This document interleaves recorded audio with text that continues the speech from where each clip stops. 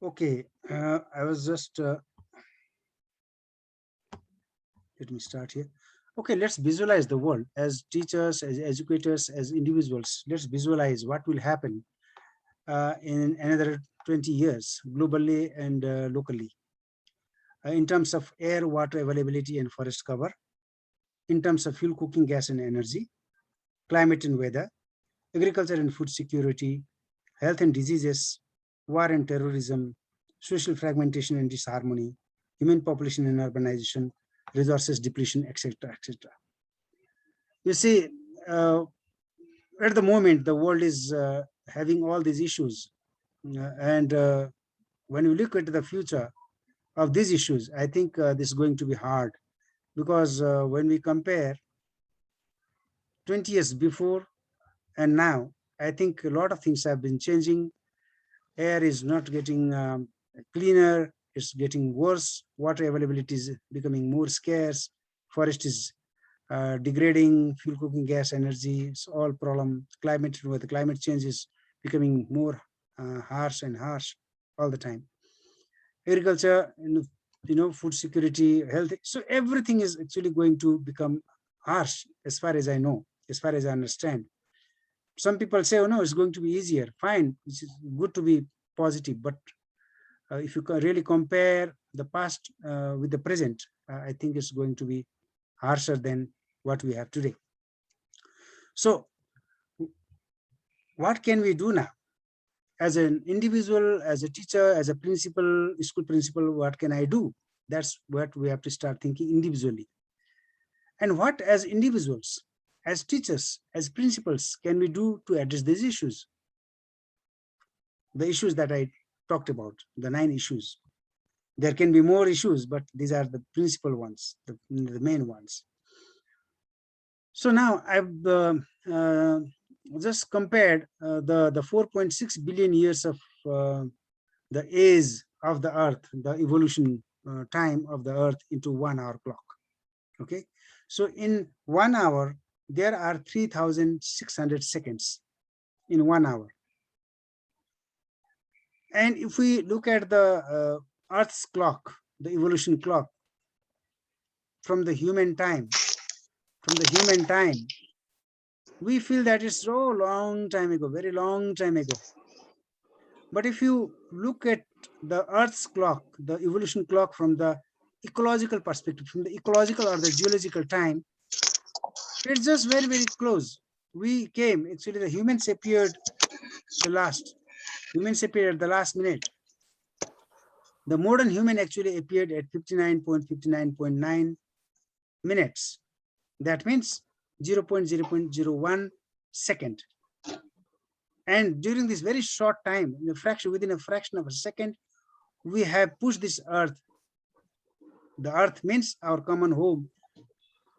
We all live in this planet because we always say that, oh, this is my home, I belong to this country, I belong to that country. No, but if we all meet at the moon, suppose we are meeting at the moon, we all would say that our home is the Earth. So we have to forget our boundaries for creating a kind of a global connection and work from all parts of the world. So this common home, our Earth, we have pushed it to the brink of exhaustion. The Earth is now really, really tired because she has served. We have been born out of this Earth with the 5 elements in our body. Whenever we are sick, we are taking the medicines from the Earth. Everything we are taking from the Earth. And now we have treated the Earth in a very bad way. So that's why the Earth is now telling us, to close our mouth, to close our mouth, because it's a shame to show the face to the Earth. So it's because of human intervention that all these diseases are coming. And now we are at a very difficult time, actually. So today we are breathing, drinking and eating poison because the air quality is so bad. We are breathing all the time, all the toxics going into our body, living in a, our blood system. And we are drinking all the bad things. Actually, all the drinks that we see in the market, they're all chemicals, all the cokes and things. I'm not discouraging, but There's a chemical. Even in water, we don't know. We say that, oh, bottled water is very good, but we know, no, we don't know actually what the chemicals are there. And eating poison because of the fertilizer, the chemical fertilizers, the pesticides and things like that, that is going to go into our body all the time. So every time we are consuming, and so today we are breathing, eating and drinking poison. Definitely we are doing that. So what are the challenges on science and society today? There are a lot of challenges. Some of the challenges are environmental degradation, heavily going on, climate change, health and diseases, economic meltdown because of the health and because of the disease, because of corona, because of this COVID-19. The global economy has really gone down everywhere. Inequalities, there is no equality in terms of gender, in terms of the richness, the economic inequalities, migration, a lot of migration taking place, sometimes because of the natural calamities, sometimes because of the political situation, and a lot of violence everywhere. If you look at the news, 20% news only in the paper, in the television is happy news. 80% of the news are all unhappy, killing, robbery, extortion, and fights and things like that, war and things like that. So what is this happening? Why is this happening? What kind of education are we? And this is happening among the educated people, the people who have created all this environmental degradation, climate change, everything is all because of the educated people. So what kind of education are we giving? So what is to be done now? As a 21st century teacher, as an educator, we have to put all these elements, all these problems into our lesson plans, into our school plans, with a live example, with a local example, what's happening all around, and give the children project work to look into the thing, to solve the issues, to look into the issues, things like that. So for that, we have to have teacher education. So my main mission is at the moment to educate the teacher, so that because so that the teacher can really handle the situation properly, because what happens tomorrow in the world largely depends on what a teacher writes on the blackboard today, because it is the teacher who really makes the future. So teacher is a change maker. So I always urge the teachers to be trained and look into the training and just do all the paid training, free training all the time. So for that, we have to have change projects in the schools, in the institutions, in the universities, to look into the syllabuses, because the syllabuses need to be changed as per the societal change, because a lot of changes are taking place all around the world. So we have to change the syllabuses and even the methods. So that's why I was telling you in the beginning to rethink education and to refine our teaching and approaches. Because as Albert Einstein has told, we cannot solve our problems with the same thinking we used when we created them. We have created so many issues, and with the same thinking, we cannot solve it. We have to change the thought process. So to change the thought process, we have to change everything. We have to change the syllabuses, we have to change the approach, we have to really unlearn ourselves and to forget the past and to really adopt new methodologies, looking into the world situation. So it's the same. So all these things, all these issues are now put into the 17 SDGs, the Sustainable Development Goals, is the UN agenda, global agenda, endorsed by UNESCO. And among all these 17 goals, goal 4 is the driving force, actually. If you have quality education, the kind of education that we have to give must have some components that can reduce poverty, because if people are educated, then there'll be less poverty. If people are educated, then there'll be less hunger. If people are educated, they have better health and they have better well-being, like that.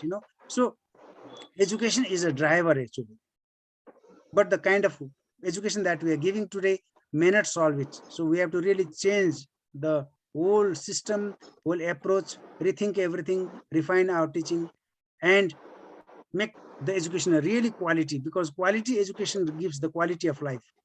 Quality of life means good health. First thing is good health. Then in the health, actually, air, water, and food is the main thing. So that's why quality education has to be there. And for that, we have to really bring all these issues have to be brought into the classroom. All these SDGs have to be brought into the classrooms, lessons and examples, and then only we will be able to do something different. Otherwise, it will be the same. So with quality education, we can change the thought process. So there are 5 competencies that the teachers have to have. There's the systems thinking competence, which means that we have to see the things in totality, different parts in the system. They have some connections. We have to look at things in a holistic way. A lot of issues are connected. Political, environmental, social issues are all connected. So we have to look at this. And also is the anticipatory competence.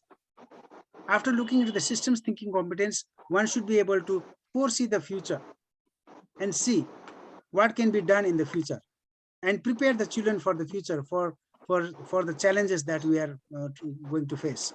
And then the other one is the normative, because people have a lot of values embedded. So because of the social values, the norms, traditions, it's very difficult to change those things. So we have to really study that and to compromise with these kind of things and to integrate all these things in our vision. Okay. And other one is the teachers should have, not only teachers, anybody should have the strategic competence to plan for the future. Where can we intervene? Where can we really change? So we have to really enable those and those strategy and manage the change processes towards sustainability issues. The other one is the fifth one is the interpersonal competence, because you know everything, but you are never sharing, you are never caring, you are never telling anyone. So we have to really coordinate and cooperate and exchange our ideas so that we can all, in a global scale, we can really do something for our globe. Because if there is a problem in Bangladesh, that can affect Nepal. If there is a problem in Nepal, it can affect Bangladesh. So it affects everywhere. So we have to really have a kind of a connection and cooperation among this, and action. In all these things, action competence has to be embedded in each of these above competencies, because we know everything, we know about system thinking competence, but if you don't react, there's no point. So teaching is like weaving a cloth. Weaving a cloth requires strands from one side is the content. The content will not work. We have a lot of books, heavily loaded books. The content will not work. We have to have good methods of teaching. Then there again, we have to really embed. We have to integrate a lot of issues into our teaching. All this is the competency that teachers must have the competency to integrate the elements of ESD, the education for sustainable development, in all the subject areas. That's what I really advocate. So thank you so much, and namaste.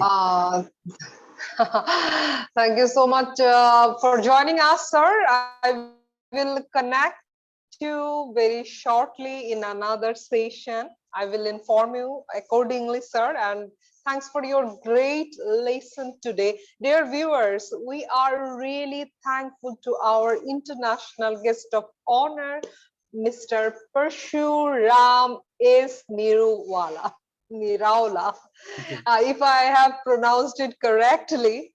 And our honorable guest is from Nepal, Kathmandu, our favorite city and country. We will be connecting, of course, very shortly in another session. Till then, take care, stay tuned, and best of luck. Assalamu alaikum. Signing out. Munira Sultana Poppy. Take care. Bye-bye.